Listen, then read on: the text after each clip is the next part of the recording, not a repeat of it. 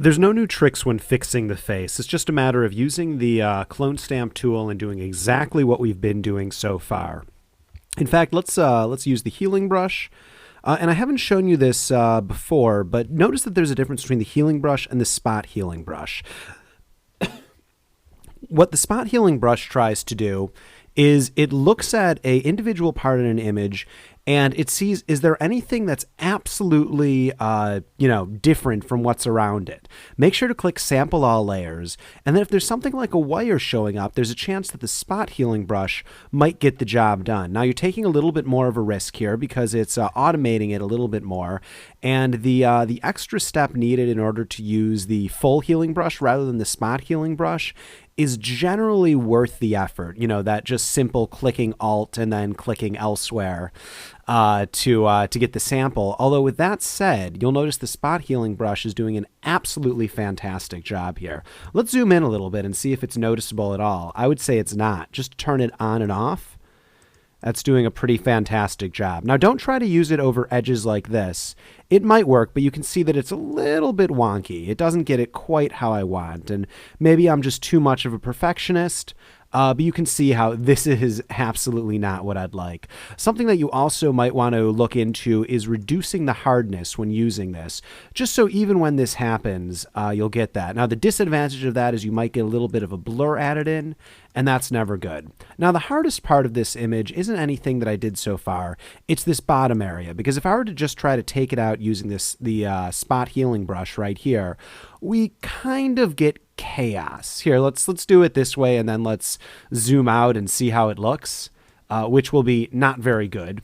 So let me just zoom out. Kind of looks like the horse's face sort of melts into the ground right there.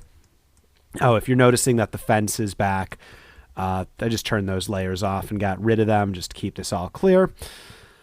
So let's go in, and instead of using the spot healing brush, we could try to use the healing brush. So I'm going to alt click and then try sampling down, although the grass gets into it. So if the spot healing brush doesn't work and the healing brush doesn't work, the next place to go is the clone stamp. Now, it's kind of the same way that we do selection. We start with the biggest areas.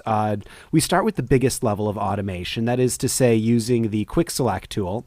If that doesn't work, we try to use the magic wand tool. If that doesn't work, it's a matter of either going into color range or a matter of going into the lasso tool. And basically, it just comes down to going from a major level of automation to more and more of us just kind of, or well, specifically me, just doing it the hard way myself. And in every version of Photoshop, they add in more and more automation tools. The quick select tool, for instance, when it was added in version CS3 was a major improvement as far as I was concerned. So this is a mouth, so it should actually go down all of the way right here. So I'm just going to get that happening. Again, I am always looking to maintain the edge. And, this does just take practice. It's a matter of working with it to a large degree. So just as with the selection tool, we go from the maximum level of automation to the least level of automation. With the correction tools, what you do is you go from something like the spot healing to the healing brush to the clone stamp. And if that doesn't work, then literally just copying and pasting. So, let's actually see what happens when I zoom out. You can actually see it's a little bit splotchy in these areas, but I think if I zoom out, it's not going to be all that noticeable. It's not. So there we go. That is how you go about fixing the face. The hardest thing to keep in mind is make sure to use a brush that's the right size. If I tried to use a brush this size, it would be very hard to click this to fix this area. But using a smaller brush, it becomes absolutely possible. In the next video, we're going to remove the pole.